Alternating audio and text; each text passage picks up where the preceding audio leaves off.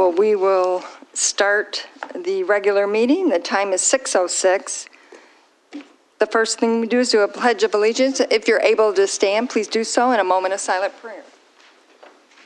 I pledge allegiance to the flag of the United States of America and to the republic for which it stands, one nation, under God, indivisible, with liberty and justice for all. You remain standing for a moment of silence.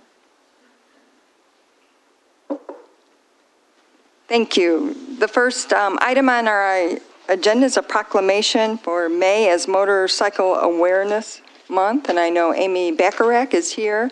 Clerk Rowe, could you read the resolution, please? Yes, I have the Charter Township of Ypsilanti proclamation honoring May as Motorcyclist Awareness Month. Whereas motorcycle riding is a popular form of recreation and transportation for thousands of people across the state and nation, and whereas motorcyclists are common and economical means of transportation that reduces fuel consumption and road wear and contributes in a significant way to the relief of traffic and parking congestion, and whereas the National Highway Traffic Safety Administration and the Motorcycle Safety Foundation have named May as Motorcycle Safety Awareness Month, and whereas states and motorcycle organizations across the country will be conducting a variety of activities to promote the importance of motorist awareness and safety sharing the road with motorcyclists and remind riders to make themselves more visible to others. And whereas the Charter Township of Ypsilanti has many citizens who are concerned about motorcycle safety for touring, recreation, and transportation, and whereas it is in the interest of our community and the citizens of the Charter Township of Ypsilanti to note the increase in the amount of motorcycle traffic as we enter warm weather months to enable the reduction of accidents and injuries involving motorcycles, and whereas the overwhelming number of motorcycle accidents could be avoided with due regard, respect, and awareness of motorcycles on the streets of the Charter Township of Ypsilanti. Now therefore it be resolved that the Charter Township of Ypsilanti designates May as Motorcycle Safety Awareness Month in Ypsilanti Township and urges all to recognize the importance of practicing safe driving and motorcycle riding practices. Thank you, Clerk Rowe. Amy, would you like to make a statement? I know how important it is, and you're going throughout the county to get different groups to adopt the resolution or proclamation, but I want you to know that I did reach out to Washtenaw County, the administrator and the chair, as well as the Sheriff's Department, because I think, like, in order to get some legs and have everyone aware, we should be talking about it. Yes, I appreciate that. Thank you very much.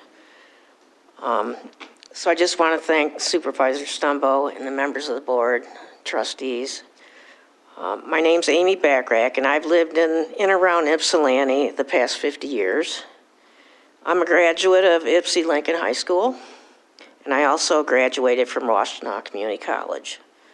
I'm a member of Hot Rod's Motorcycle Awareness Suicide Prevention Foundation in Milan, and I hold the Awareness Champion position in that foundation. I'm also a motorcyclist in our community. And I'm very grateful today that the board has adopted this proclamation to make our township safer. I firmly believe in my heart that this initiative will help save lives, reduce motorcycle-related accidents in our township.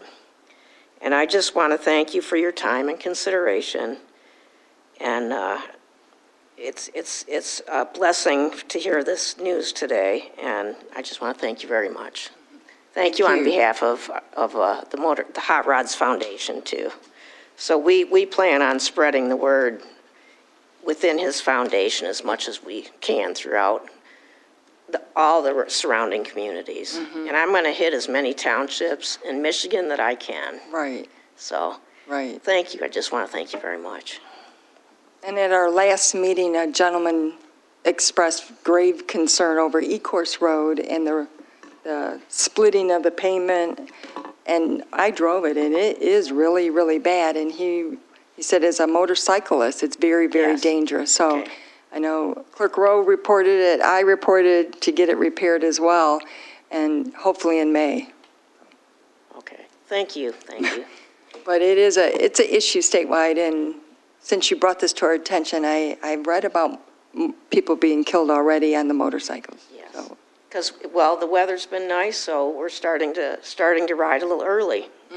So typically it'd been in May, but with the weather, we're getting out there. Yeah, so thank you for. I did bring this sign for the township. Okay, It would be great if in May you could maybe put it somewhere on the grounds. maybe, Okay.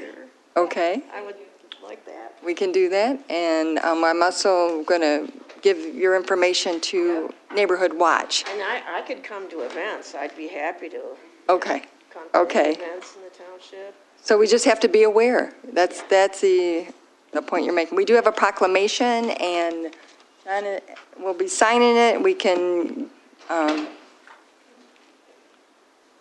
Elizabeth, do you have the, I think we're out of frames. I can Oh. hand deliver it once we get one. okay. So it's not in a frame, though, but we have it. As soon as John sits down and signs it. We will Wonderful. get that. I would, of course, love a copy of it. Yes, you'll have the original signed one, yeah. And then Amy, if you want to leave the sign with Lisa Okay. over here, we'll make sure we put that up. Thank you. All right. As far as the foundation goes, Talk into the microphone, please. yes, I gave Brenda one of our brochures. Yeah, well, yeah. We will make copies for Neighborhood Watch. Thank you. And then, let me give it to you.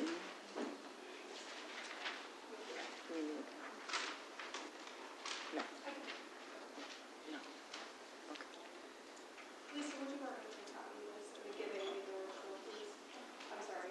Thank you very much. That way you get the original, Lisa. Thank you. And we'll copy this. I'll make you look at it.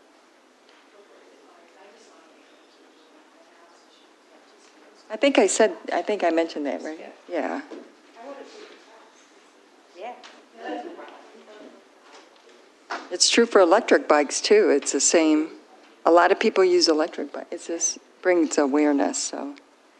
Okay, item number 4 is the consent agenda. We have the minutes of the March 19th, 2024 regular meeting, and I did distribute some written edits or corrections to it, and I gave them to Clerk Rowe. Are there other edits or corrections?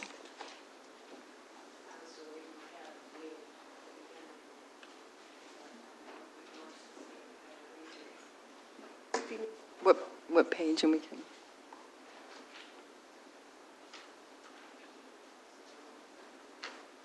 Treasurer was present, and when you covered. There were some things on the page 1 with barrier busters.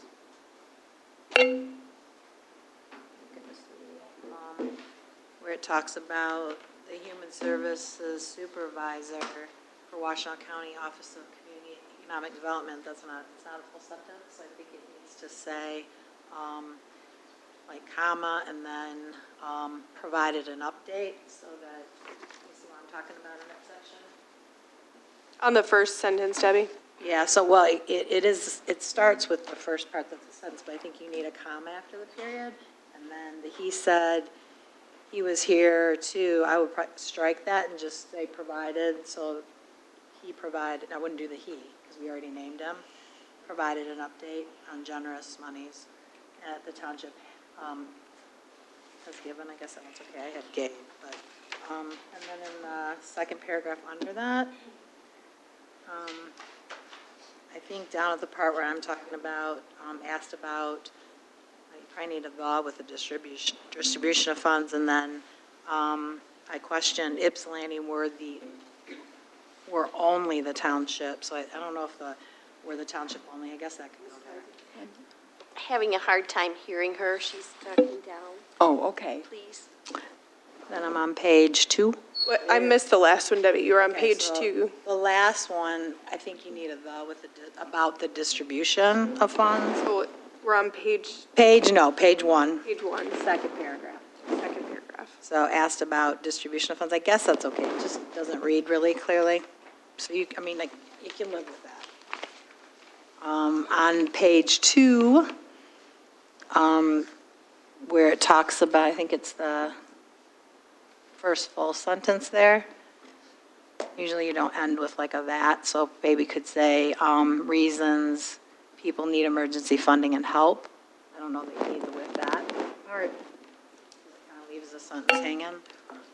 And then I wasn't sure, like, if we're supposed, because I thought when we were talking about minutes earlier that when we correct things, because it says with corrections and edits that the next packet would include, like, whatever changes we did make, because I thought, Clerk Rowe, that you kind of remember when you were talking about us, like, what time frame, that when we make changes, that we're supposed to show those in the whatever, whether we're lining things out or whatever we're doing, Yeah. replacing things.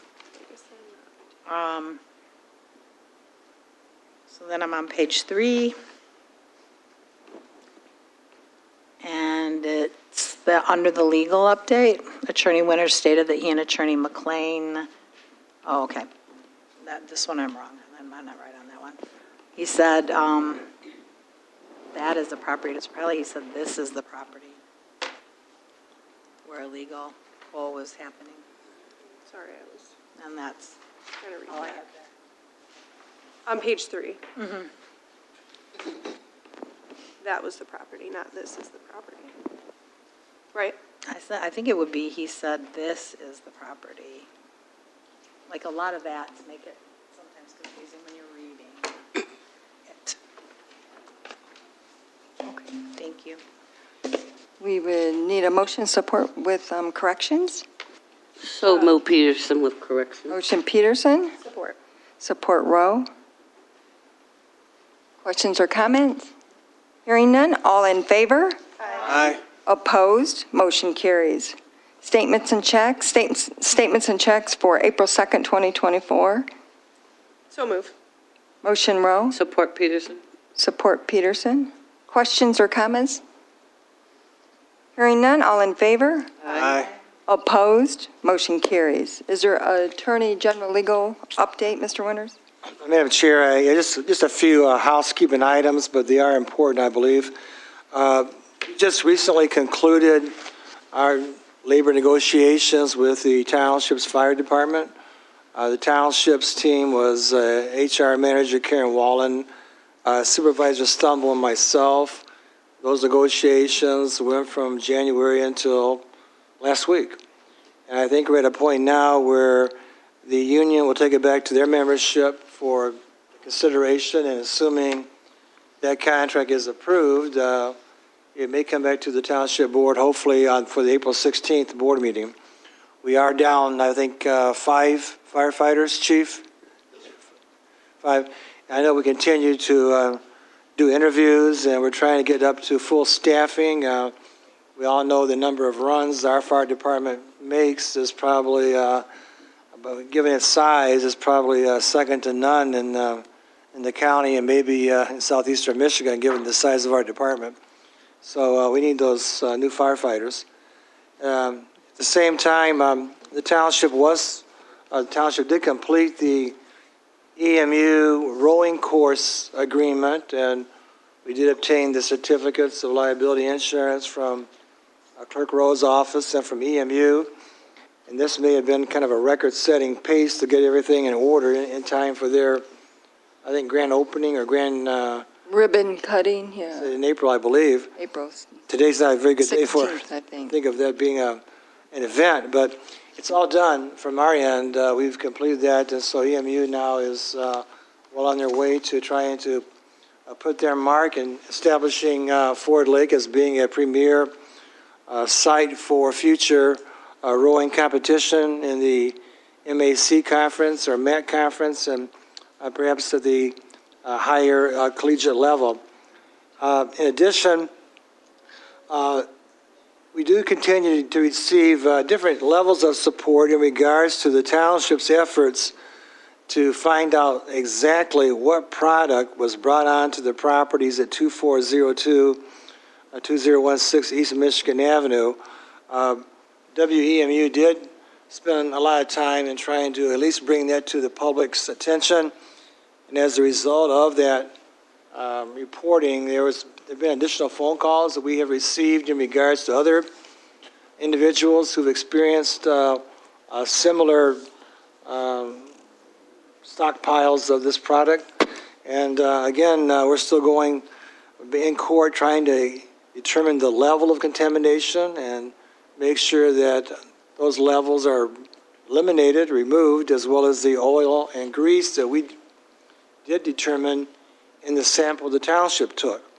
We just need Eagle or someone at the state level to take this issue as seriously as the Township Board and the Washtenaw County Water Commissioner Evan Pratt has taken. And again, we're still in court in that regard. And then, in addition, I did receive today, have not yet had a chance to review it, a proposed memorandum of understanding between the City of Ann Arbor and the Township in regards to a collaborative venture to address a number of water quality issues that exist on Ford Lake. All of us have seen the algae bloom that takes place every summer, and there's other issues that have also impacted the water quality coming upstream. And so we're at least trying to figure out through Supervisor Stumbo's meetings that what this MOU would look like in regards to sharing of data, sharing of responsibility, and hopefully I'll get a chance to review that in time for the Township Board's next regular meeting. All the other cases that the Township Board has approved are in various stages of litigation or about to be filed, and so those have been given to you or status updates on a regular basis. So I just want to highlight these few items this evening so you're aware of the, especially of the firefighter negotiation contract. Thank you, Mr. Winters. Questions or comments regarding that? So is there a way when people reach out to you that we can collect names of people who are, like you said, people contacted you because they've had similar problems? I'm still astounded that nobody seems to be concerned outside of our level that this is happening from a state and a federal level, because we were told there's a possibility that the material came from Ohio, which means across state lines. As people contact you, is there a way for us to keep track of those? Because I think it warrants a sit-down with either our state representative, our senator, our, then the people who represent us at the federal level, because when it's happening in isolated places, it's pretty easy, evidently, for somebody to do something like this. And I mean, I'm really surprised that it's not more than just oil and other things because of what was sitting out there. So I know they moved it, and that's a good thing, but it now could be somebody else's problem, and it just poses such a danger for people to be recklessly moving toxic material and just dumping it. There was no reason to dump it. If it was loaded up, it should have gone where it was going to be disposed of properly. I am keeping track of the individuals that call. The one that I talked to today or left a message for, and it was in response to this same occurrence happening in some parts of Detroit. And it goes back to some of the comments that were made during my conversation with the WEMU that there is an issue, in my opinion, that there's disparate treatments that occur throughout Washtenaw County. And I think the issue of environmental justice is yet to be dealt with at the county level, at the state level. And talking with a gentleman who has had firsthand experience in Detroit, I cannot help again but think again there's certain areas in our county that people feel this is okay to dump, and that's not good. That's why everybody needs to be, I hate to say, rowing in the same direction in light of the EMU rowing course, but we need to be rowing in the same direction in terms of getting everybody on the same page. Whether it's the water quality on Ford Lake or it's the environmental issues on land itself, you can't continue to treat any part of our township as a dumping ground. I don't know if, I'm sure everybody else has noticed this. I was noticing, I know that Trustee Swanson has too, that talking about the amount of litter and blight It is. that is lining other, Michigan Avenue, I saw the other day, I was just shocked at the amount of litter and blight that is going on in the dumping. And so it all ties together. It's, people are doing this because they don't feel they're being held accountable. They're not treating this as being something that's really a significant violation, be it civil or criminal. But again, right now, I'm very gratified to at least see that there has been a very positive response to some of the things that we have been trying to bring to the court's attention, and just knowing that other people out there are thinking the same way we do, that it's unacceptable to bring this material and let it blow throughout the environment in the air and have it drain into the catch basins, and then we have to worry about cleaning it out, the roadway network. I just still find it shocking that that people can do that. I still find it shocking that someone can throw out a McDonald's cup driving in front of me too. So I guess at this point in time, nothing surprises me, but and maybe small one day, big the next day, but we're trying our best to hold everybody accountable and trying to at least take names and understand the process, because it had to come from somewhere, and it went somewhere. And so obviously there's got to be a path or a trail, a paper trail, and that's where I believe the state of Michigan has not only responsibility but an affirmative duty to find out more about what we don't know, because we don't know what we don't know, and we need some help. But in the meantime, I just want to give the board a brief update that I think at least on the issue of accountability, we're doing all that we can.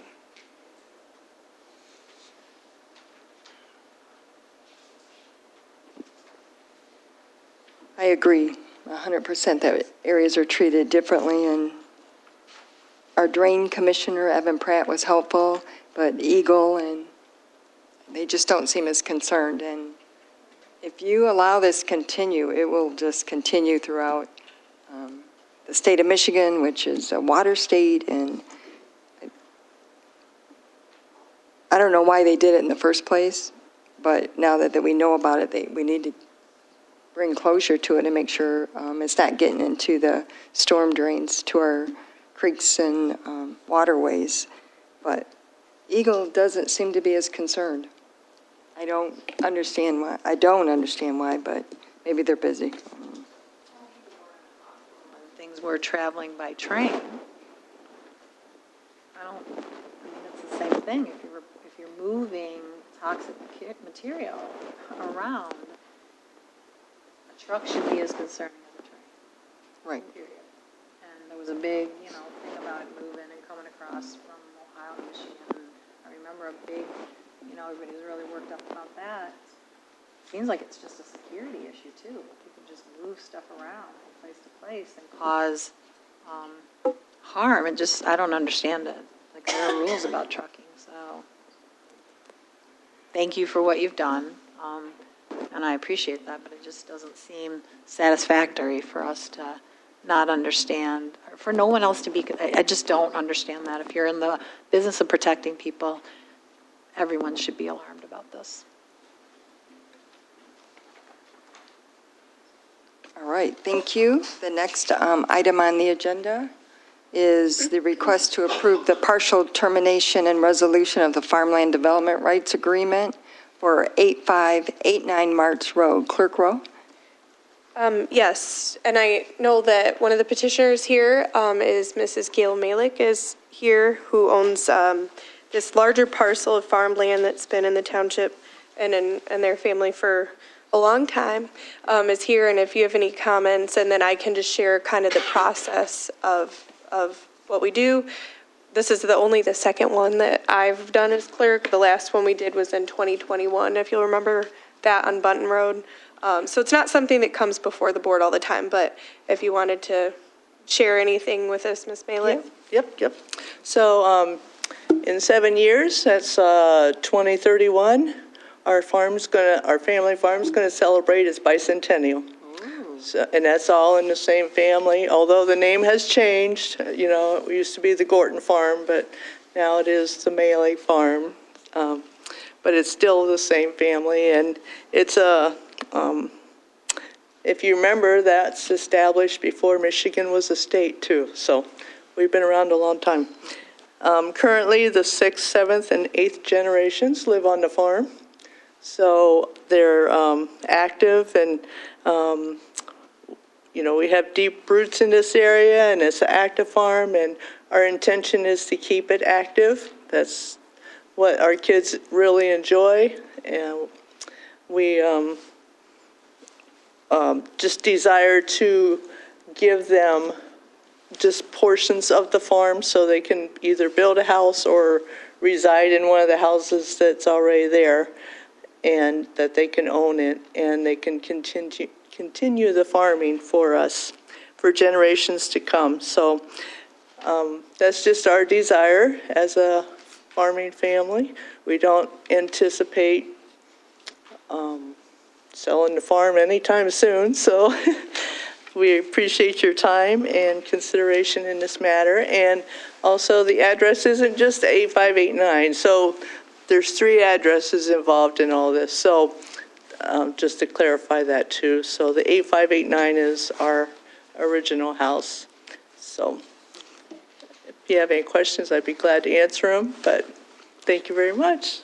Thank you. So this is to split 2 acres off, is that correct? So one of the terminations is 2 acres, and the other termination is 2.7 acres. And we had to do the 2.7 because we had to go to an existing structure on the property for the termination with the state, the PA 116 program. So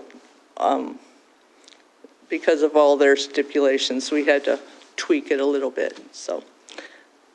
And is farmland like other lands you can split every 10 years? Does that make splits off of your land every 10 years? So the PA 116, you can do every 7 years now. Oh, okay. So you could do 7 years to 99 years. So whatever you sign up for. So we do every 7 years, just in case.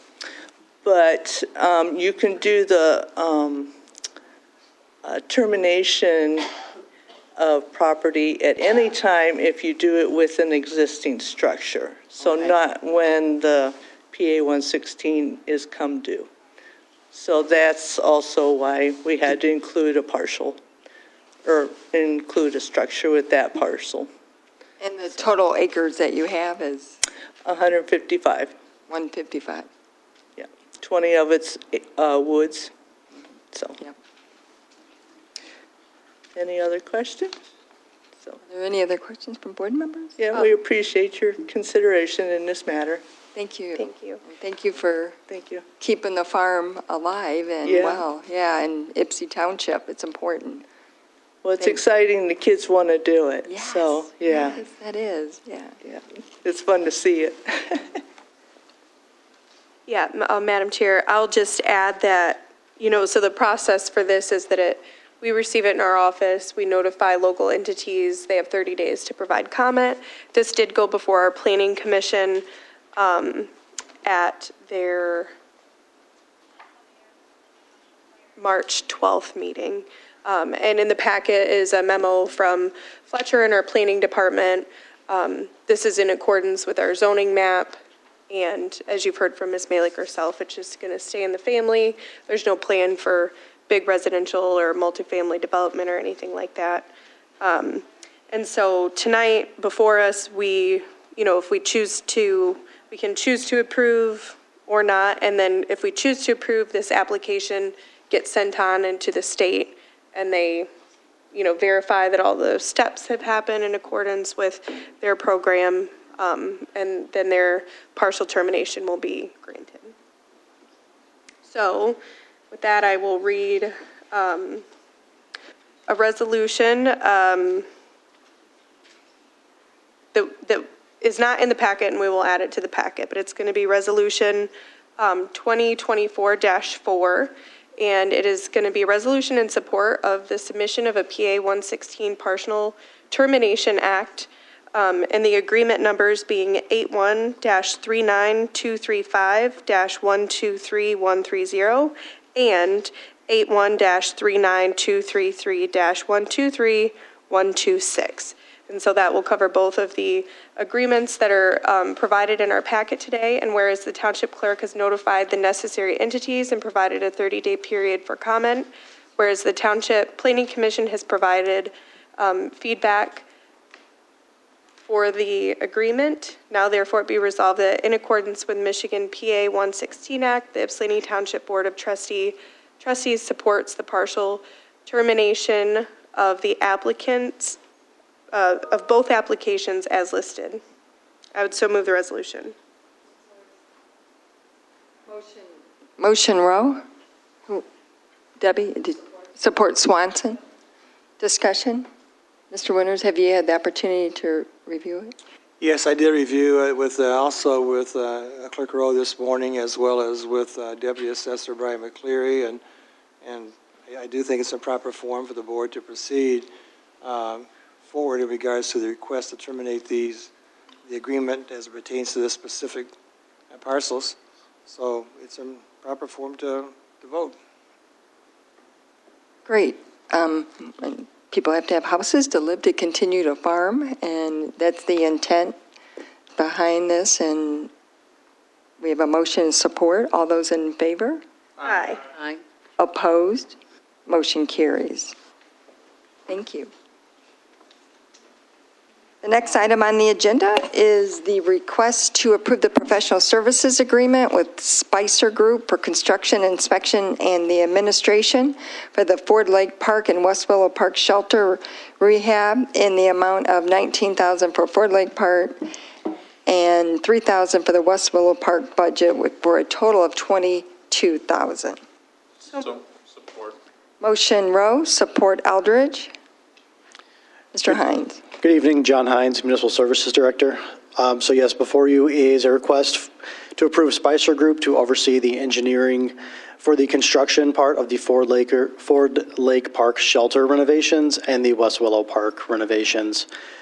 Spicer has been previously approved for both park projects for the site prep engineering and the bid prep and administration engineering.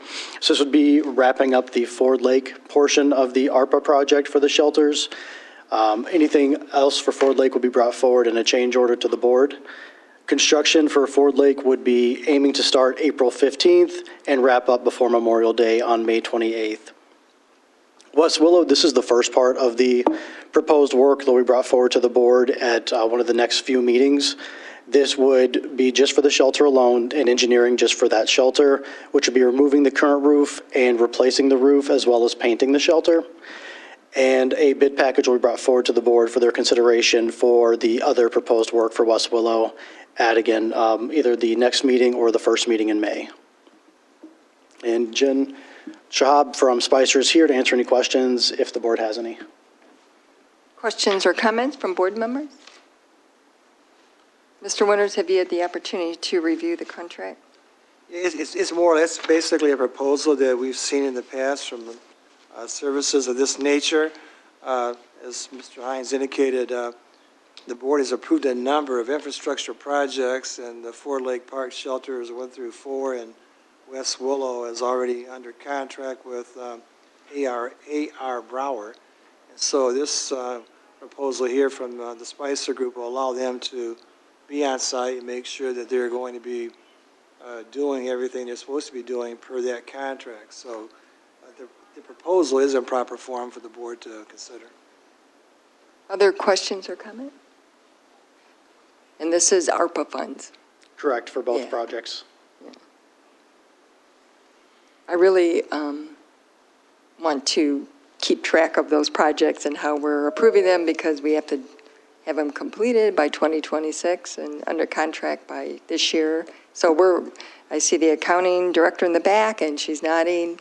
So if not, someone may be going to jail over it, they say. That's what I was told. But you have to really administer these projects and have great records in order to make sure they're all accounted for. And this is one of the projects that you're completing. I know you have many, John, and thank you for bringing this forward. We have a motion and support. All in favor? Aye. Aye. Opposed? Motion carries. The second item is request to approve the professional services, to waive the financial policy and approve the purchase of a prefabricated restroom structure for Lakeside Park from CXT in the amount of $117,618, which is budgeted and part of ARPA. So move. Motion Rowe. Support Peterson. Motion Rowe, support Peterson. Mr. Hines? Yep, so John Hines again, Municipal Director. So yes, we're bringing forward the first of two proposals from CXT for a prefabricated restroom. This memorandum in front of you is for Lakeside Park. So as you all know, as part of the Lakeside, or as part of the ARPA resolutions, Lakeside Park shelter renovation was one of the items approved. And last fall, due to the condition of the shelter, we've actually removed the shelter structure and kept the restrooms closed. And actually, due to the restrooms kind of condition, they've been closed, I believe, for the last 2 seasons. So this proposal is to bring a prefabricated bathroom, which would include the need to demolish the current restroom structure. Where the restrooms sit now, a little bit of site work would be needed, and this prefabricated restroom would go in its place. The prefabricated restrooms have about a 6-month lead time. In the 6 months it would take to be delivered to the site at Lakeside, we would be bringing forward a proposal to the board for the rest of the site work needed at Lakeside. And that's going to be a shelter structure that will either sit connected to this restroom when it's installed or adjacent to it, and a little bit of cement and groundwork that would go around this structure. So with this proposal, it would be everything that's included in this attached Cortez model of the restroom. What we're paying for is for this whole structure, them to deliver it on the site, and then make the sanitary sewer connections to the structure. And again, Jen is here as well to help answer some questions. In conversations with Doug, he brought a very good question. As part of the agreement, we'll look to amend. It does say the payment is required up front, but we did call Greg from CXT, and he did confirm that they just need a signed quote and payment 30 days before it is to be delivered. So we'll not need to make the payment until 30 days for it to be brought forward. Mr. Winter, did you agree to that? That's why, yeah, I did suggest that we not pay in full, since there's a 6-month delay in actually having the structures delivered and everything. So I think all they need is a signed purchase order. And it's unfortunate that for 6 months, it won't be for this summer for the families and the children out there to use this. But obviously, it's a pretty sound structure from what I was able to gather from talking with John, and the engineering is well prepared and performed. It has a lot of track record in regards to other communities using these. So I believe it's the proper form for the board to consider. There is one of these prefabricated restrooms in North Hydro, is that correct? Yes, there's a similar structure there. And I was actually going to, before the meeting, did get a little background information just to kind of give a scope of where they have facilities currently. So if you don't mind, I'm going to read this message to you all. So as far as references, CXT has over 20 restrooms installed for the Hiawatha National Forest and more than 40 for the Huron-Manistee National Forest. Huron-Clinton Metro Parks Authority has also installed them. So we have tried to follow up with them to kind of get their experience as well, but they're very well used, and the site that they use to bid them, Sourcewell, is formally approved by the board in 2017 as a preferred bidding site. Back then it was called something else, and I might have put that in the memo, but it is a site that we are familiar with. So it's trustworthy. Trustee Swenson?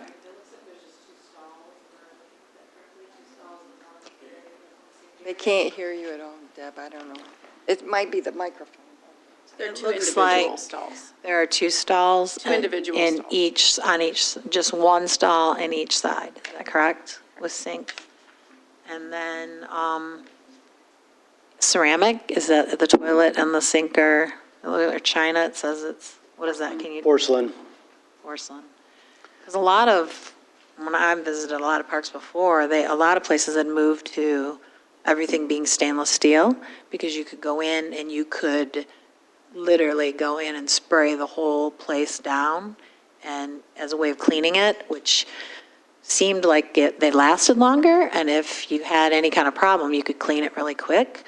So I guess that would be my concern. I was kind of hoping that we were going to upgrade when we did this to something that would be sturdier and less likely to be damaged by vandalism, and then really super easy to keep clean. So we did talk to, when we had the conversation with Greg over the phone about stainless versus porcelain, and again, welcome to the board's thoughts on that. So the reason why we ended up deciding to keep porcelain instead of stainless is the repair cost. If it's stainless, it's something that our team would not be able to, and we'd have to get a vendor out to do. With porcelain, it is about a third of the price. Our team does have a lot of experience with that. It's also in what's in our restrooms currently. So we chose that because it's cheaper to fix, and our team could fix it in-house. But I do know there are advantages to having stainless as well. What's the lifespan of these bathrooms, of these prefab bathrooms? So do they have a set lifespan? I mean, They're concrete structures. They're entirely made out of concrete other than the fixtures, which we generally say is at least a 50-year life on the structure. You know, you may have to replace the fixtures, the toilets, the sinks, because those are high-use areas before that. But generally speaking, that's what we say for concrete structures. Thanks. I just didn't want it to be a 5-year or 10-year structure. No, I mean, we would put them on a maintenance plan where we come out and do some inspection from time to time, just so that we make sure that if there's anything, we address it before it becomes like, oh, the building's falling down, so. Madam Chair, Yes. I am fully in support of moving forward with the prefabricated, but just hearing Debbie say that made me think, like, is it easier to break the porcelain? I mean, obviously, I've been in, I think, both, because I've recreate a lot, but is it easier to break the porcelain, like, counters than it would be to break the stainless steel? it would be just because the material stainless is stronger. Yeah. If we were to do stainless, it would be $3,250 more to do. So it is a very doable option and Yeah. within the budget for both projects. And I know it might not look as nice, but it is like, you can hose it down and, yeah. Oh, Yep. okay, I gotcha. So it'd be 65 for both restrooms. 6,500 total. Correct. Right, for the sinks and the toilets. So that's divided by 2. One is doubled So- for one for each Because restaurant. there's 2 toilets, 2 sinks, so on that pricing sheet, there's $1,750 each for the lab, and then $1,500 each for the sink. So times 2, because you have, so it's that 6,500, is that what you said? Yeah. Yeah. So that would be the increase in the cost to do stainless. And we did have that conversation with the representative from CXT, and he gave us the pros and cons and ultimately said, for the maintenance reasons, because there's a different valve in the stainless than there is in the porcelain, you do have to call someone special out to fix it. You can't do it with your own staff. So that was really kind of the deciding factor, because of the maintenance that you'd want to do in-house. Does it, Go ahead, Mr. Newman. does it increase the lifespan of stainless steel versus porcelain? I think vandals will do what vandals will do. And so if you spent $6,500 extra right now, every time you break one, you're going to spend, if you break all 4, obviously, $6,500.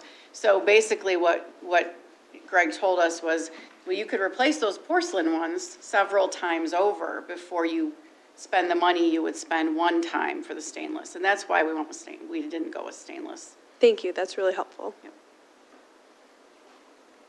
there a reason why we couldn't have somebody trained? Like one of our staff people couldn't be trained to do the replacement? I don't know, I also don't know the availability of the parts, but something can certainly look into. Madam Chair. Clerk Jen- Rowe. Is it it sounded like when you were saying it, it's a special part that company makes specifically. So it's not even necessarily just a talent part, but It sounded The to me like availability there of was that lead specialized time. part. Yes, it sounded Okay. to me, and I don't specialize in toilets, so pardon me, but it did sound to me from the questions that we asked that it was something that would require some lead time to get. Got it. That it wasn't something we could just run to Home Depot and pick up. So I see. we can get some additional clarification on that from CXT and maybe some other, plumbers who do stainless toilets. See if there's anyone local that would be on call if we did that, if we approached it that way. Yeah, and I know that like our staff is incredibly talented. They could fix anything. They fixed this ridiculous paper jogger that I bought like in 2 minutes. But I'm comfortable moving forward with the porcelain. I just wanted to ask the question that was in my head. So not to say I'm not in support, I am. Thank you. Mr. Elder? John, my question was not about porcelain or anything else. And I'm sure Sourcewell and CXT are good, but why are we waiving the financial policy? It doesn't really say why. I gotcha. So Sourcewell is a publicly bid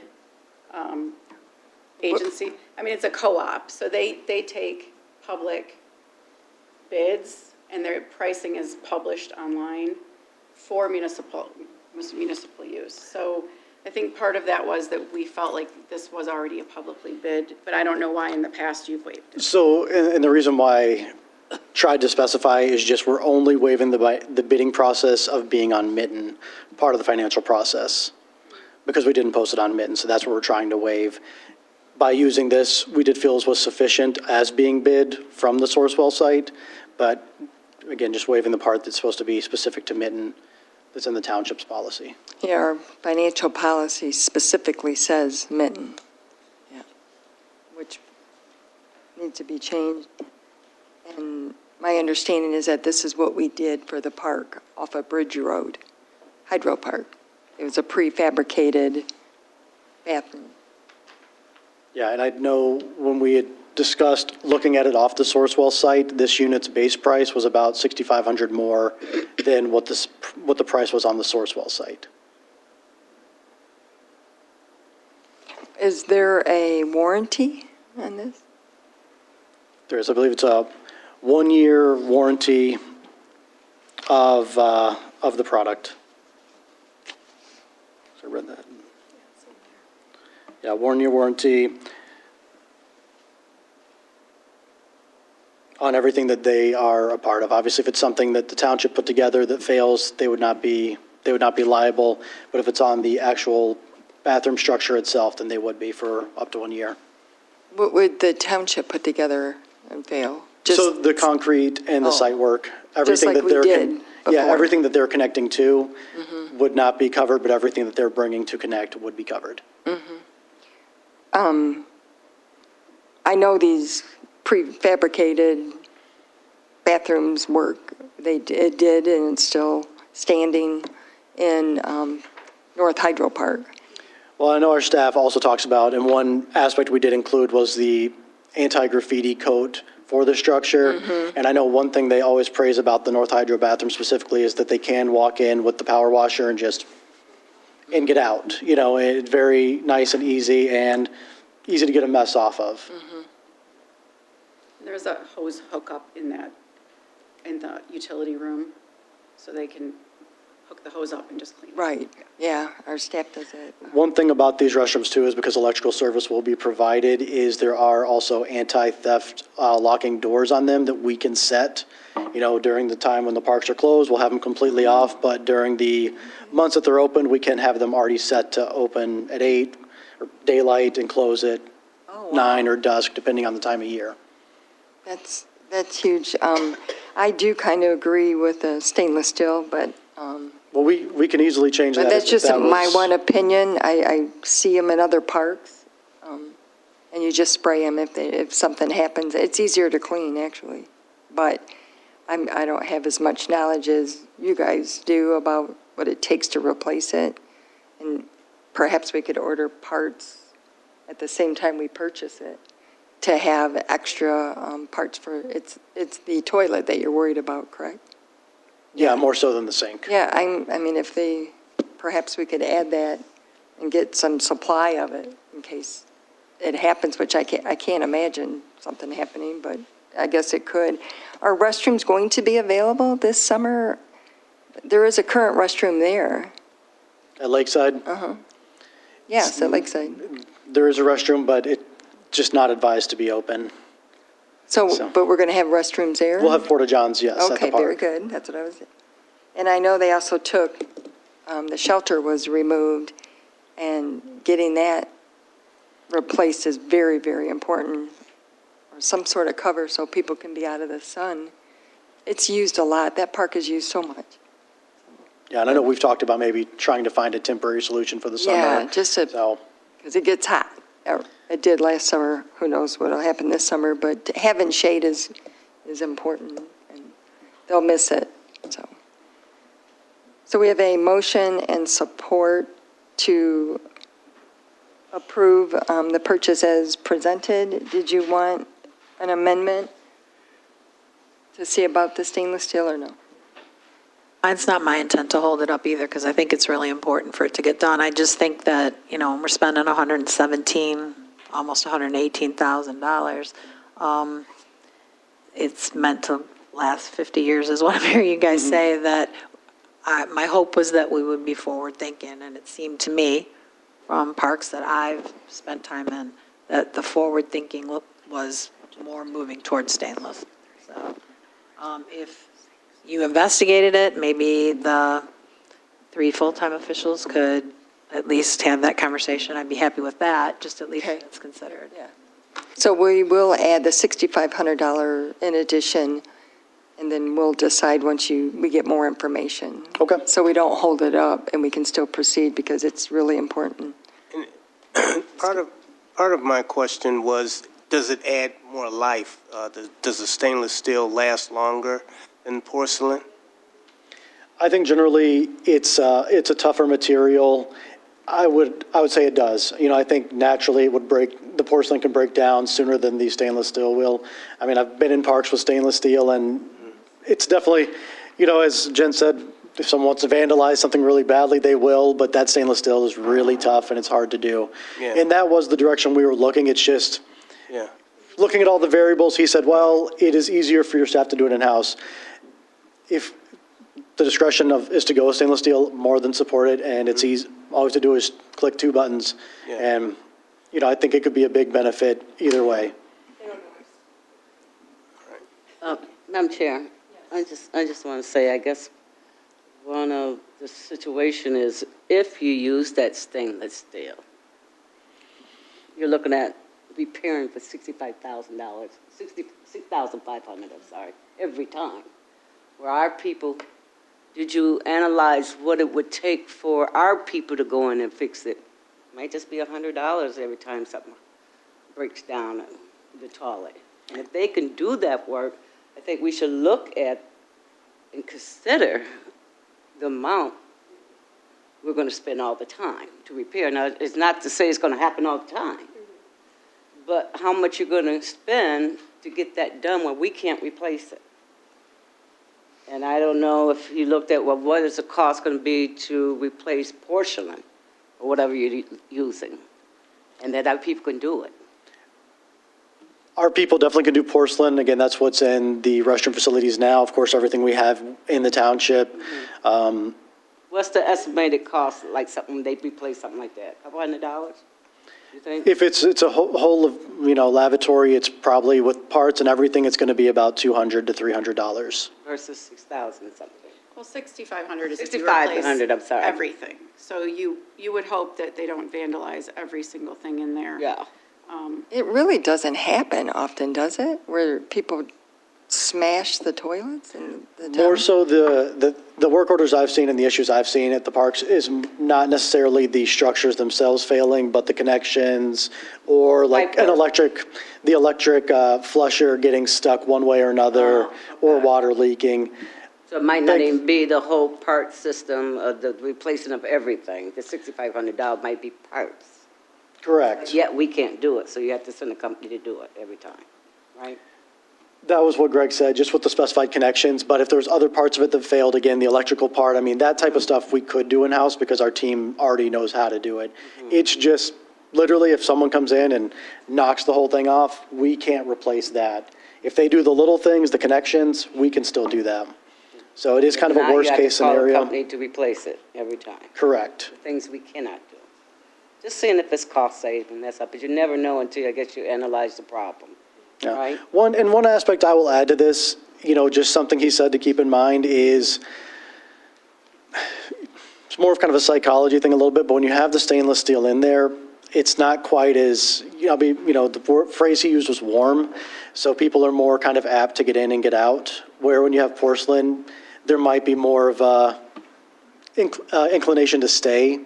So it is kind of another pro towards stainless. I mean, stainless is a fantastic option. But again, we didn't include it for the cost saving and for what he said, but, I'm happy with the three officials. Okay. We would like to look at it. All right, so we have a motion support that is in the amount of 120, For 118. 118. If the three full-time officials with John can talk to the company to see about exactly what it takes to replace it. The stainless steel. All right, all in favor? Aye. Opposed? Motion carries. Number 4 is a request, authorization to waive the financial policy and approve the purchase of prefabricated restroom for Ford Heritage Park from CXT in the amount of $117,618. So move. Motion Rowe, Support Peterson. support Peterson. This is the same discussion, kind of. you have same discussion except for Ford Heritage Park. This would not be replacing what was there, but bringing a whole new, brand-new facility to the site. Water and sewer line would be brought from the neighborhood to the west. The placement of the structure, I did include a map, but it is very near to where the Porta-Johns go now, so it's by the soccer parking lot, very close to the ADA playground. We would be looking at the same Cortez structure with all the same fixtures, so if we would like to do stainless there, ideally we'd do it here to keep everything kind of matching on the same umbrella. The 6-month lead time would, again, give us time to bring forward to the board the site work, request for proposals we'll need to do. This is more extensive than Lakeside because obviously the water and sanitary line are not there.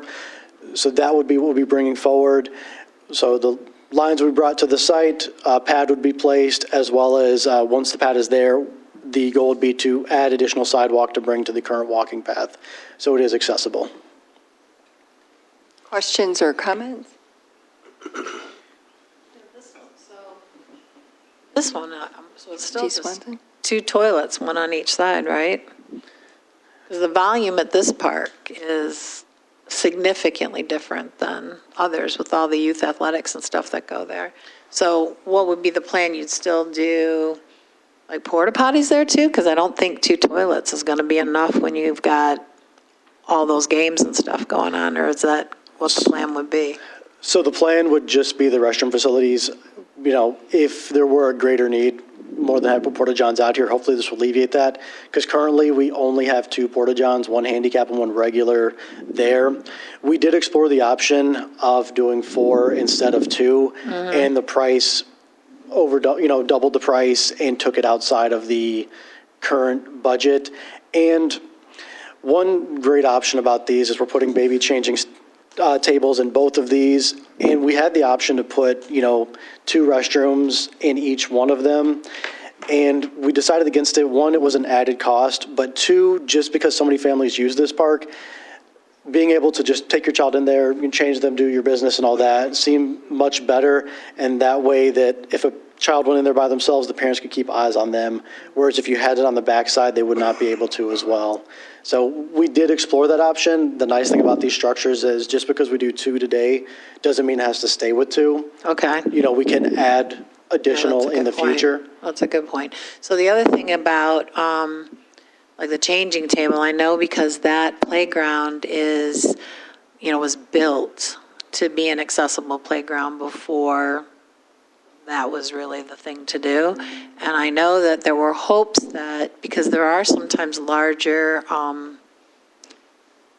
individuals that go to the park and play that require what wouldn't be like necessarily an infant-sized changing table. So I don't know if, because I think the hope was when the playground was designed and built, that there would be a accessible bathroom that would be easy for like larger kids that have special needs for changing and stuff. So I don't know if that's an option because it's prefab. I know if we built it originally, that was what the hope would happen, would be if there was a restroom put in there that would also accommodate a larger space for more than just a small child for being changed, if I'm making sense, because the park gets used by special needs children that are larger than what would be an infant. I'll be honest, that's the first, I've heard of that. I would say, in terms of that, I believe it'd be very doable to look into one of those tables and have our team, fix it to the structure, because there is a lot of room inside the facility. Maybe, I don't know, we could go back. I know that Sandy Andreessen, one of the people who helped design that is no longer with us, Jan Hale. And this was her dream project. And Sandy Andreessen was on the park commission. She worked instrumentally with that, so I know that she would have probably a lot of information about what the hope was there, because this is a big deal. Getting a restroom here is a big deal, long time coming, so there are going to be people who are really thrilled, but I would love to see us at least be aware of what that hope was, because that playground was their heart and soul. So I will say that Spicer Group is currently specifying adult changing stations in some of the parks that we're currently designing. So we could work with John to help you select something that would be compatible with this. And we could talk to Greg. If there's something we need to do to prefab the setup so that it just accepts what we want to put in instead of the baby changing station in one of those, I think they'd be, during fabrication, they'd be willing to do that. I can't speak to whether or not that would cost more money, but I think John could bring a proposal before just for the whole adult changing station to include any special things CXT needed to do to their structure. So.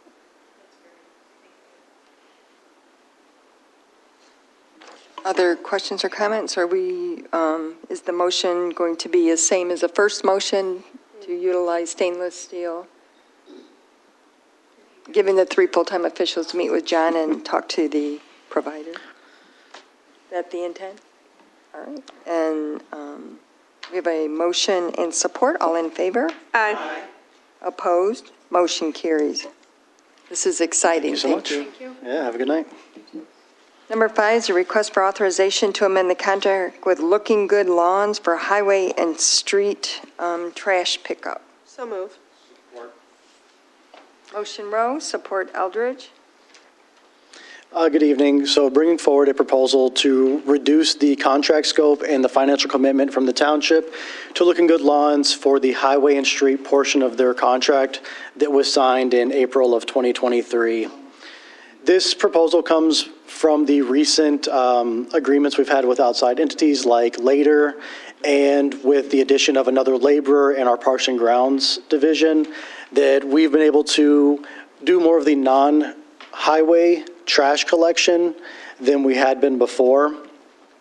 So with the agreement with Looking Good, they would still do the highway and trash pickup along 94 on both sides, but everything else would be handled by either, again, Later or our own Parks and Grounds team. It reduces the annual commitment from 192 hours to 105 hours, the amount of time per week from 24 hours to 16 hours, and the amount per hour from 350 to 250.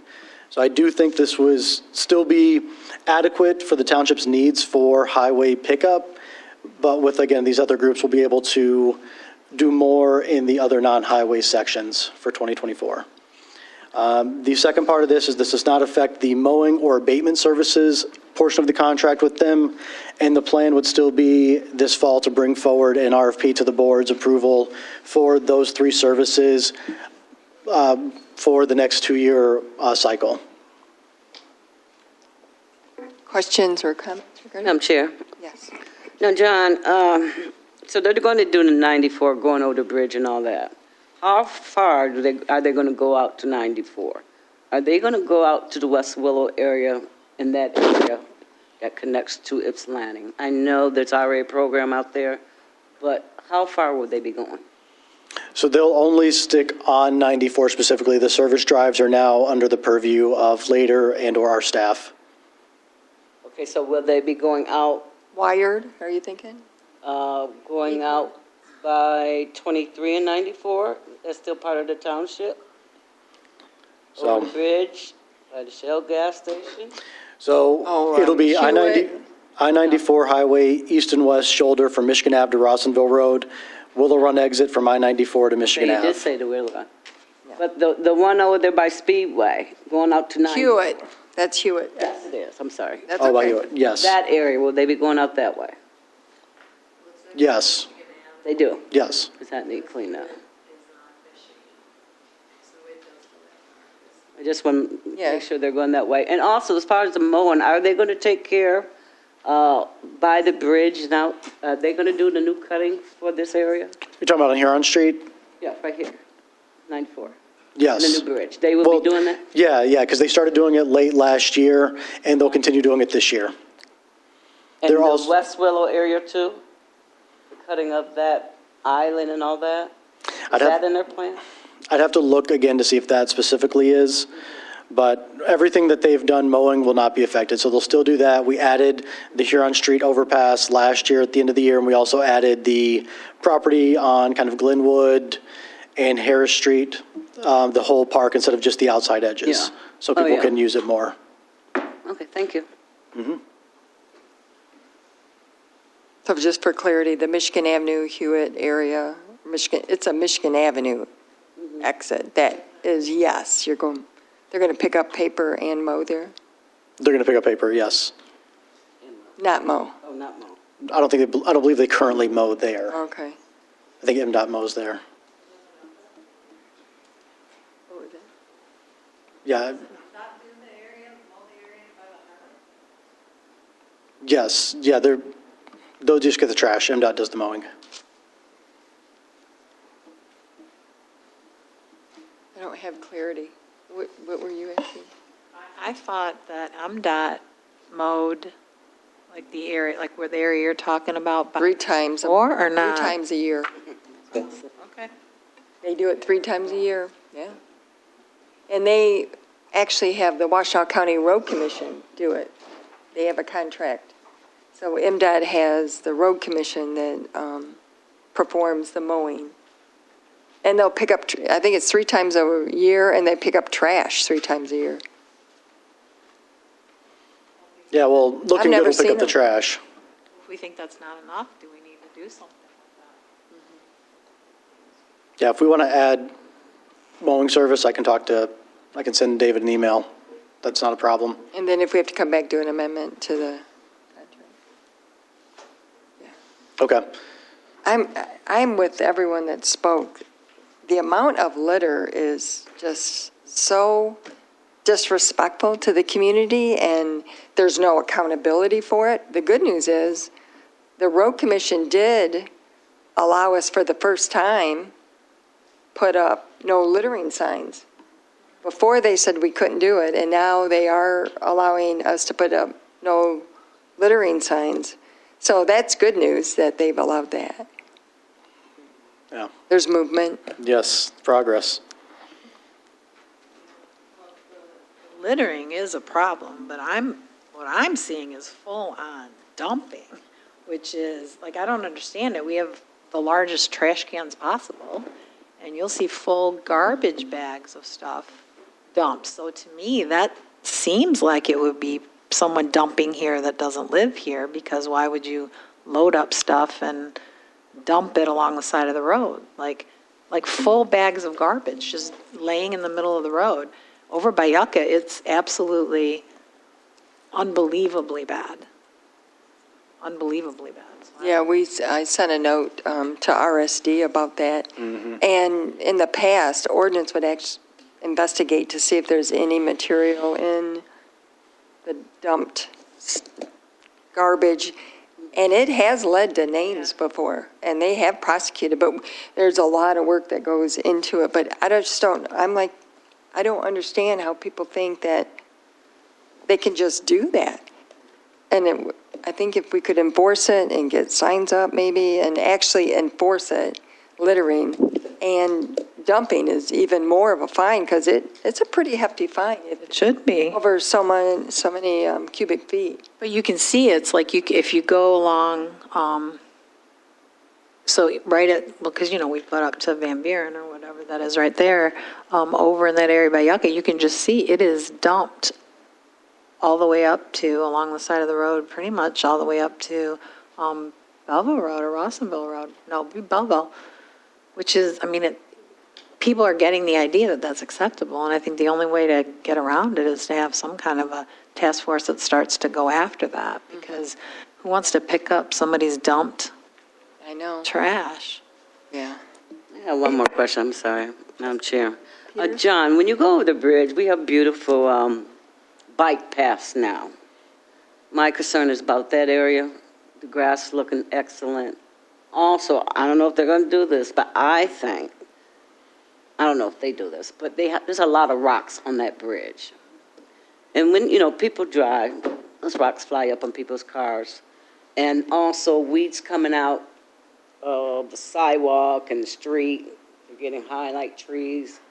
Do they maintain something like that to cut them or to spray them, to clean it up, to have a cleanup situation where you use a sweeper to clean that bridge? Because that's the entryway of the township. Maybe they don't do that, but is it possible? And I understand there's not many workers in this situation. What is it, 15? Well, they do 15 hours, I did read it. 15 hours, how many workers they have? So they will have 4 workers and someone in a bigger vehicle. Yeah, only 4 workers. And again, that's for the trash section. When you talk about the mowing section, we did add the bridge, and part of that was the weeds in the middle section. Because I know there was a point late last summer that right before they started, it was a site hazard. It was very egregious, I guess I'll say. They did do that last towards the end of the year. They trimmed that stuff down. The plan, April 1st. Sweep the edge of the... They didn't sweep the edge. I'm not sure if they have the capability. I can find out, but if not, I can also contact the road commission and to see if we can do that when it gets bad. Get it on a schedule, because you're correct, it is the entryway, and I know the trash there is very alarming as well as when the weeds start to grow up. So you're going I to know look it's to see highlight. if they may want to do a little bit more pertaining to the bridge, but also at this point they're just doing trash and some mowing. They're doing trash and mowing. They are doing both. Okay. All right, thank you. We have an agreement with the city of Ypsilanti that they maintain the bridge in the winter. Yeah, snow removal. And then we do the mowing. Yep. So that was in part of our agreement, that we do the mowing on the interchange there, and so that's why we're doing it. And we do have a brush machine, right? Hog brush is what I call it. I don't know. It's not a hog brush. It's a... Brush hog, Yeah. Yes, we do. So, But I don't know if it collects that stuff. just because we wouldn't be able to have the alert to the other cars, I would Yep. try to contact Yep. the road commission. Okay, I'm so sorry to have these long conversations, but I like them. We have a motion support. All in favor? Aye. Opposed? Motion carries. Number 6, request to appoint Lori Lutomsky as designee to the Urban County Executive Committee. So move. Motion Rowe. Support Peterson. Support Peterson. Lori is here. She's our wonderful employee and has agreed to sit on this committee. If we have 3 designees, then any one of us can go. And her experience with the nonprofits and the issues that are on Urban County and the use of the dollars there would be a great welcome to have on that Urban County Board. We have a motion support. All in favor? Aye. Opposed? Motion carried. Number 7 is request for the staff assignment on the Local Development Finance Authority to be planning staff. So move. Motion Rowe. Support Peterson. Support Peterson. Discussion? Hearing none, all in favor? Aye. Opposed? Motion carries. Number 8 is request to accept the resignation of Elizabeth Kuehler from the Civil Service Commission effective immediately. So move. Motion Rowe. Support Peterson. Support Peterson. Just for information and discussion, I love this job. You learn something new every day. So Lisa was kind enough to give Elizabeth a copy of the Civil Service Act. And in the act, it specifically states that whoever is appointed has to be a registered voter for 3 years. And Elizabeth has over 2 years, but not 3 years. And it also states, which I was not aware of, that you have to determine their political party. You can't have all 3 of the same political party on the Civil Service Commission. I didn't know it, and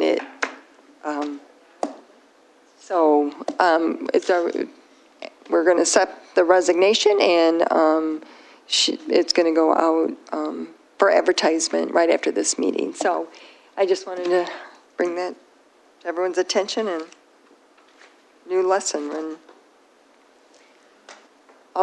We have a motion support. All in favor? Aye. Opposed? Motion carried. Number 9 is budget amendment number 5. Clerk I have Rowe. a motion to amend the 2024 budget. I would move to increase the bike, sidewalk, rec, road funds budget by, $479,545 to $4,261,945 and approve the line item changes as outlined. Support Peterson. We have a motion support. Are there questions and comments? This is just rebudgeting the road improvement that was not completed last year that we authorized. So last year, this board authorized $2,017,271. They did not complete all of it, and so we had to rebudget $463,253. Any questions or comments? Hearing none, all in favor? Aye. Opposed? Motion carries. The next item on the agenda is other business. There is no other business. Is there public comment? Well, Authorization and bids. Oh, so sorry. Under authorization of bids, we have the request to award the low bid for the fire station number 3 renovation to Allied Building Service, Company of Detroit, in the amount of $52,300.06, which is budgeted. Support. Motion Eldridge, support Rowe. Is there questions or comments? I know the fire chief is here. Hearing none, all in favor? Aye. Opposed? Motion carries. The next item is request authorization to reject the bids received for the replacement and installation of the HVAC units at the community center and to rebid with a reduction in scope. Motion Eldridge. Support. Support Rowe. In the memo from Mr. Hines, who's still here, the bids were substantially larger than what we anticipated. This was a grant award. We have $113,000, and it's just way higher than it would be a $200,000, and there's no matching grant required like there normally is. So they thought $113,000 would take care of the HVAC replacements, and it would mean an additional $200,000 from the township.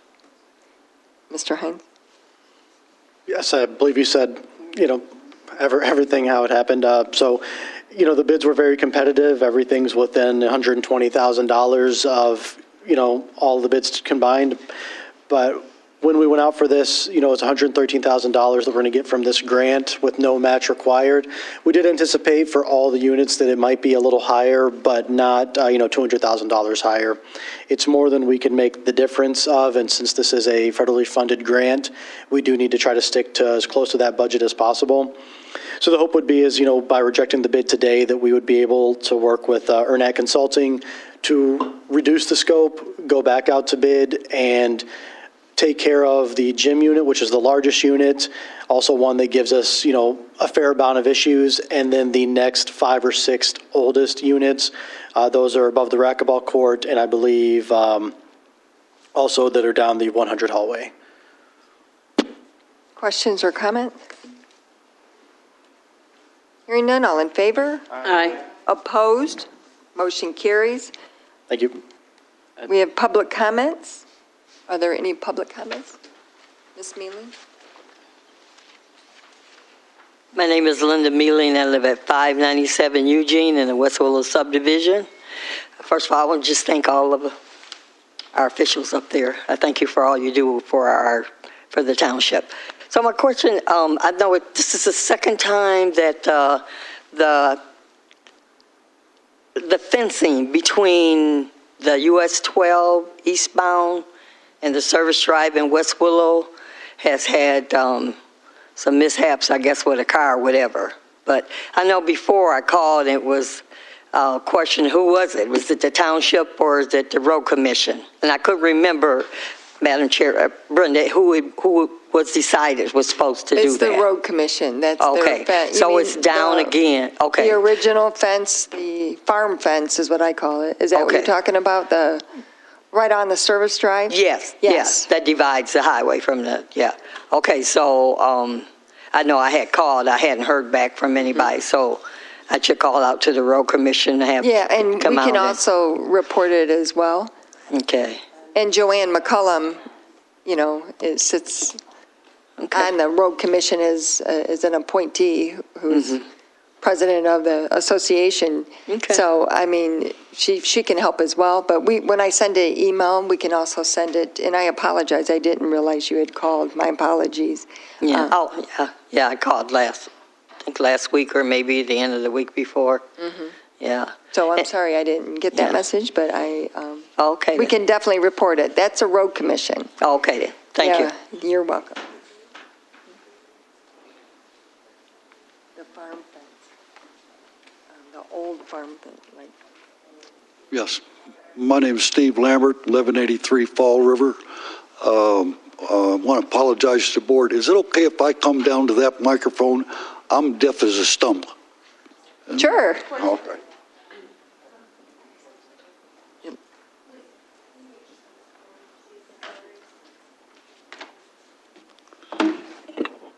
First off, how is everybody? Good.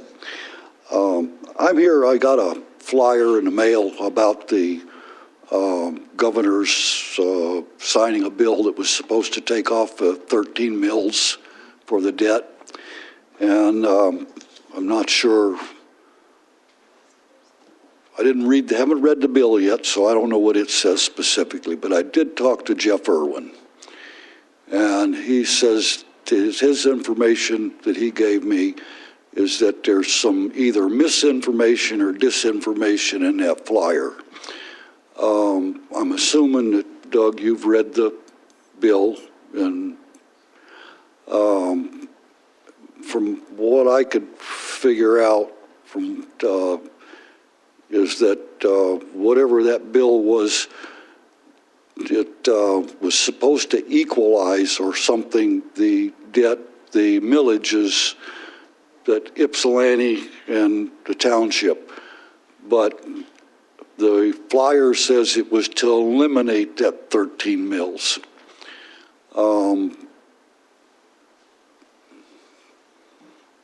Can anybody, I didn't think the joining of the school districts was a good idea, but it was done, and now we're kind of stuck with this possibility of not having this tax relief. Does anybody have any better information than what I might have got from Mr. Irwin. I've been to the school board meetings on behalf of our township board and our township residents asking for debt relief. So we do have a copy of the bill. I actually gave it to Well, do you have one here? yeah, I gave it to the goody. gentleman. That's what I want. That's what I want. We'll make copies of it, yeah. Yeah. And we can get that. Yeah. So our lobbyist or advocate in Lansing was to eliminate the debt for the former Ypsilanti Public Schools and the Willow Run School, the original debt. That was the intent of the 42 million. Somehow in the language, it does say that they can pay off the debt or. So those ors. Are important. Yes, they are. And I'm not sure when that changed, but it does not say equalization of taxes. It does not in the legislation. Like I said, I spent about a half hour with Mr. Irwin, and I don't write things down. I just, you know, I've got a fairly good memory. I can't hear worth a darn, but I got a good memory. So we're still advocating. The board has not responded to me asking for information. Trustee Eldridge has sent an email asking for the amount of debt relief that Willow Run and Ypsi Public Schools, because it affected both of them. The 13 mills was the Willow Run school debt currently. And the YPS, the original, was around 7 mills, I think. But it's reduced down to 4.35 now. That happened in 2023 is my understanding. So we are going to continue to advocate and ask for clarity. They will have to have it to you by when, Stan? June. Yeah. So by June, the school board 100% has the authority. Yeah. Well, I do have access to the school board a little bit, and I will do some checking there also. Yes, yes. But primarily, I just need a copy of the bill so I can read it, and we're going to go get you from a there. copy of it, and it was highlighted, the area that, I think it's page 21 and 22, because there's a lot to the bill, but when you get to the Ypsilanti Public School debt and the Willow Run school debt, and then it also allowed to pay off 5.5 million of the community, the new district, some of their debt, because they borrowed from the state of Michigan. It was the intention of this board and the intention of our lobbyist and advocate that it pay off both debts. But the actual legislation ended up being written a little different. And don't quote me on it, but I believe Ypsi School is the only school that, because there's 110 million, but Ypsi School is the only school that had that or in the language. Yeah. The other schools was for debt. Yeah.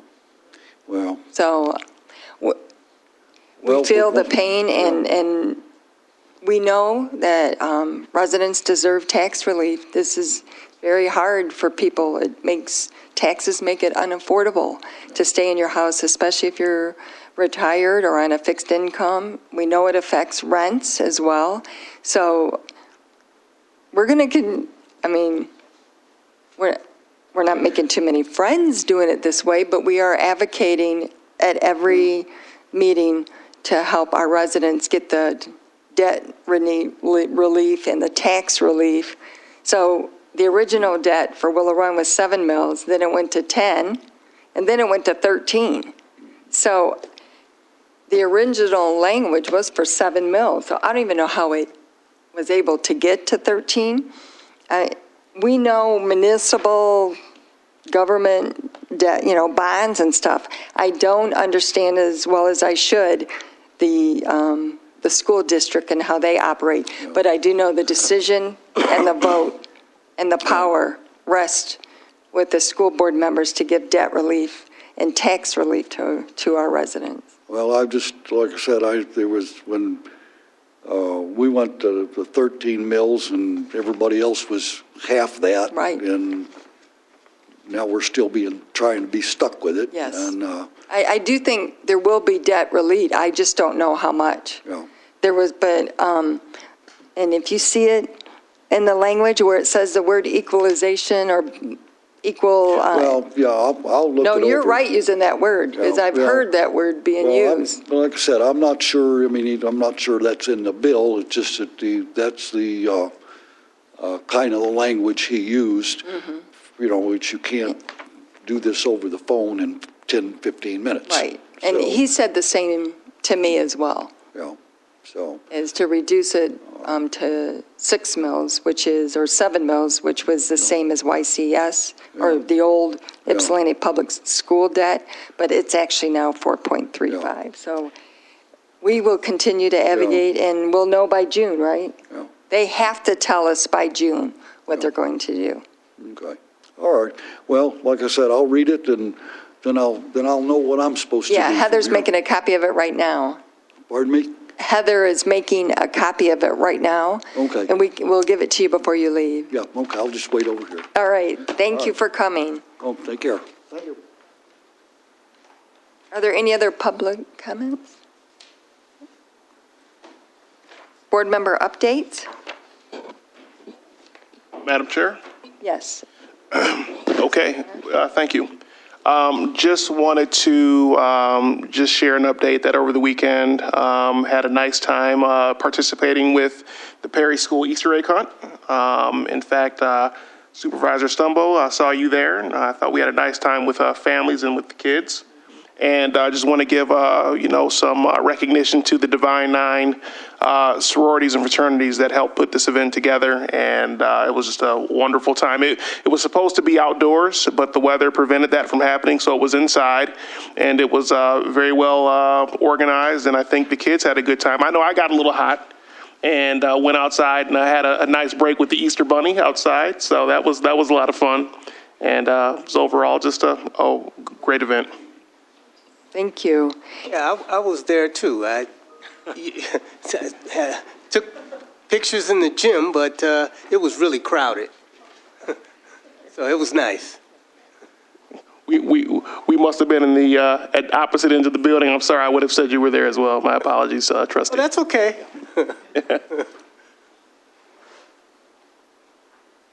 Thank you. I did have a few meetings. Lori and Julianne and I met with Old National Bank. They have this community benefit that all the banks have to do. And some of the things that he talked about, which was so nice to actually have them come out. And Odell from Jewish Family Services brought him and arranged the meeting because they want to make more contributions to Ypsilanti Township, Ypsilanti area. And some of the things that were talked about was the E-Course new business district, the jazz sponsorship, Rosie the Riveter craft show. And they also mentioned that they may locate a small office or a small bank in order to help people with loans. So that was pretty awesome. The best thing that happened in the last 2 weeks was a cybersecurity meeting that we had here. And there was over 55 residents in attendance. And Stan and Heather and I were here, and it was amazing to see how engaged they were. I know Ms. Kaiser, who's in the audience, was also in attendance. And they just, the last word one resident said to me is that, what a great use of taxpayer money. And of the 55 that attended, where there was 39 of them that was signed up to continue, so that there's phase 2 where you get them at home. We've also, which is an amazing statistic as well, and then we're going to schedule the next one for April 30, May 2nd, and we'll be getting that out to everyone. So that's an evening course, or it's not a course, it's a meeting about cybersecurity and how you can participate. And that will be at the community center. So that's good news. The auditor's in the building, so I have met with her. And ACM board meeting, I was appointed as a community at-large member for the American Center for Mobility, and they really want me to help engage the community since they've not really done that. And so we had our first meeting. I had a Spark board meeting and completed interviews with the new HR person, Erica, for the vacant executive coordinator position. We completed those over the last 2 weeks and are prepared to offer a position to someone. So that was good. Met with Redwood apartment owners with Belinda Kingsley, just regarding their rental properties and developing a relationship with people and understanding rental inspections and how important they are. And it was a great meeting. The Redwood apartments are on Harris Road, and they have new owners, so that was good as well. Attended the Galt Village and Sugarbush meetings with, I know, Trustee Swanson, Trustee Newman, Trustee Peterson were at those meetings, and with Julianne, who does an excellent job, and also attended the Easter egg hunts that were at the Galt Village, the church in Galt Village, and at Park Ridge. So they were great events, and the one at Park Ridge had 300 or 400 kids. It was amazing, and the church, because of the rain, they also had to move it inside, but two wonderful events, and we appreciate people having events for our kids and our families. So that's all I have to report. A motion to adjourn would be in order. Motion to adjourn. Support. Motion support, all in favor? Aye. Opposed? Motion carries.